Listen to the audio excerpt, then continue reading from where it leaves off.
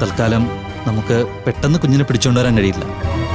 നിയമപ്രകാരം താനെന്ന വ്യക്തി കുഞ്ഞിൻ്റെ അമ്മയാണെന്നുള്ള കാര്യം നമ്മൾ പ്രൂവ് ചെയ്യേണ്ടി വരും.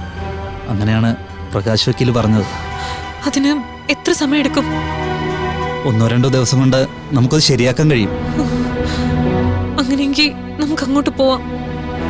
പോയിട്ട് 1-2 അല്ല, കോടികളാണ് അവളുടെ പേരിലുള്ള സ്വത്തിന്റെ ആസ്തി.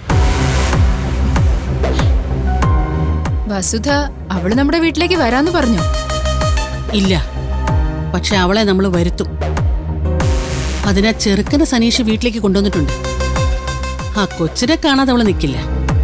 പുറകെ തന്നെ അവള് വന്നോളും. അന്നത്തെ പോലെ അവള് നമ്മുടെ കാൽ കീഴിൽ തന്നെ കിടക്കും.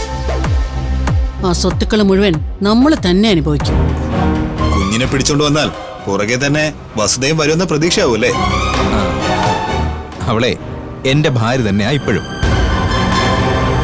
അവളെ കൂട്ടിക്കൊണ്ടുവരാൻ കുഞ്ഞിനെ തട്ടിക്കൊണ്ടുവരേണ്ട ഒരു ആവശ്യമില്ല. അപ്പോ രജിത? രജിത? അപ്പോ പിന്നെ രജിതയുടെ റോൾ എന്താ? രജിത അത് ഞാനൊന്ന് ആലോചിച്ചിട്ട് പറയാം. അത് തന്നെയാണ് തന്റെ ഉദ്ദേശമെങ്കിലേ ബാക്കി തന്നെ അറിയാനിരിക്കുന്നേ ഉള്ളൂ. ഓ, അത് ഞാൻ അറിഞ്ഞോളാം. പൊക്കോ. ഈ കുഞ്ഞ് തള്ളയില്ലാതെ ഇവിടെ കുറെ കാലം ജീവിച്ചിരുന്നു. അന്നൊന്നും ഒരു നേരത്തെ ഭക്ഷണം വാരി കൊടുക്കുന്നതൊന്നും ഞാൻ കണ്ടിട്ടില്ല. ഈ കാണുന്ന നാത്തൂനെ ഒരു ഗ്ലാസ് വെള്ളം പോലും ഈ കൊച്ചിനടുത്ത് കൊടുക്കുന്നത് ഞാൻ കണ്ടിട്ടില്ല. ഇവിടെ വന്നാ പോലും സച്ചുവിനോടൊന്ന് സംസാരിക്കുകയോ അവനൊന്ന് പരിഗണിക്കുകയോ ചെയ്യുന്നത് ഞാൻ കണ്ടിട്ടില്ല. എന്നിട്ടിപ്പോ ഓരോരോ നാടകങ്ങളുമായിട്ട് ഇറങ്ങിയിരിക്കുന്നു. നിന്നെ കൊണ്ട് പറ്റില്ലെങ്കിൽ നീ നോക്കണ്ട എന്ന് കരുതി എന്റെ കുഞ്ഞിനെ എനിക്ക് ഉപേക്ഷിച്ച് പോകാൻ പറ്റില്ലല്ലോ. എന്ത് സംഭവിച്ചാലും നമ്മൾ പിടിച്ചു നിൽക്കുമെന്ന വിശ്വാസത്തോടെ വേണം അവിടെ പോകാൻ. ഞാനത് പ്രതീക്ഷിക്കുന്നുണ്ട് സാർ.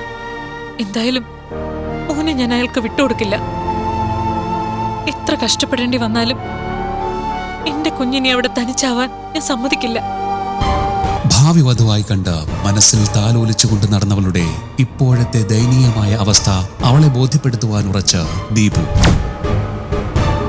അമ്മയുടെ നിസ്സഹായതയും അച്ഛന്റെ വാശിയും ഒത്തുചേരുമ്പോൾ അകന്നുപോയ 2 കുരുന്നുകളുടെ വേദന കാണുവാൻ ഇനി ആര്?